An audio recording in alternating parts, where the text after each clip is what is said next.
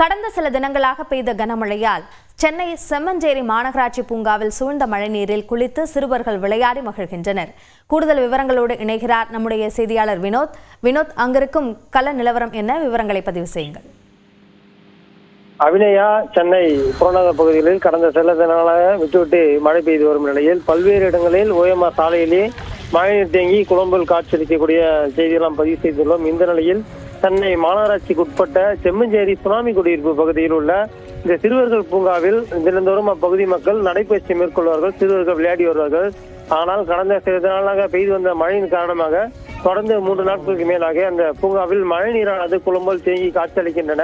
அந்த பூங்காவுக்குள் உள்ளே இருக்கக்கூடிய ஒரு சிறிய குளத்தின் நீர்த்தேக்க தொட்டியில் அதிக அளவு மழைநீர் தேங்கி இருப்பதால் அந்த பகுதியில் சிறுவர்கள் குளித்து விளையாடக்கூடிய ஒரு காட்சி நம்மால் பார்க்க முடிகிறது.